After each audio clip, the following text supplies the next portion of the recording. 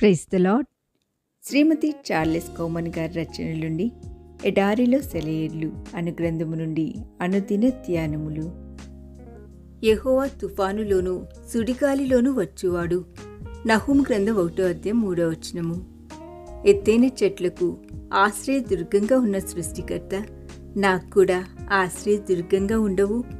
నేను నువ్వు నాటిన చెట్టునేగా, నేను నీ ఉద్యానవనంలోని వృక్షాన్నేగా. నాలోని ఎండిన కొమ్మలన్నీ కొట్టేయి, నాలోని పనికిరాని రెమ్మలనన్నింటినీ తీసేయి. సూర్యుని వర్షాన్ని సృజించిన సృష్టికర్త, నాలో నువ్వు ప్రారంభించిన పని పూర్తి చెయ్యి. పెనుగాలి తుఫానుల్ని తట్టుకునే శక్తిని నాకివ్వు. జడివాన వరదల్లో కొట్టుకుని పోకుండా కాపాడు.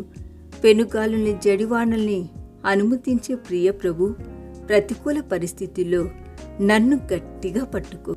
ఒక ఫ్రెంచ్ చిత్రకారుడు ప్రపంచ ప్రసిద్ధిగాంచిన ఒక చిత్రాన్ని గీశాడు. అందులో వక్తలు, వేదాంత పండితులు, హతసాక్షులు, జీవితంలో గొప్ప గొప్ప కార్యాలను సాధించిన మరెందరో వ్యక్తులున్నారు. ఆ చిత్రం యొక్క ఇతివృత్తం ఇదే.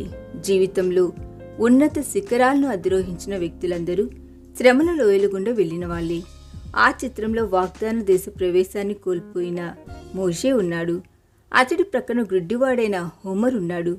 గుండె బద్దలైన అంధుడు మిల్టన్ ఉన్నాడు. వాళ్ళంతా ఇచ్చే సందేశం మేము శ్రమలలో ఆనందించాము అనేది. మనల్ని ప్రేమించిన వాని ద్వారా మేము వీటన్నిటిలో అత్యధిక విజయం పొందాము అనేది.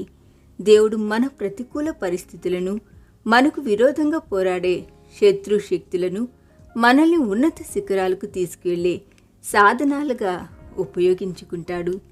నేస్తమా, శ్రమ పడేందుకు ఎన్నుకొనబడిన వాళ్ళల్లో నువ్వు ఒకటివి కావచ్చు. పర్వత శిఖరాగ్రాన దేవుని తుఫానును ఎదుర్కొంటున్న ఎత్తైన చెట్టు లాంటి అనుభూతిని పొందుతుండవచ్చు. నువ్వు ధైర్యం తెచ్చుకో.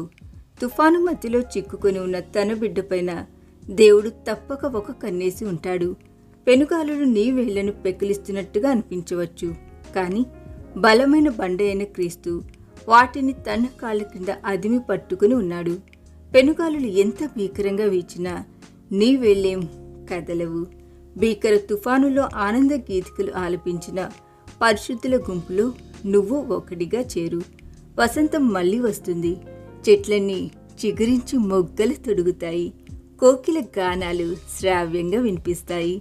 అప్పుడు నువ్వు కూడా గొంతెత్తి ఒక క్రొత్త పాట పాడడం ప్రారంభిస్తావు. నా చుట్టూ శ్రమలు కష్టాలే, కానీ నాకేమనిపించడం లేదు.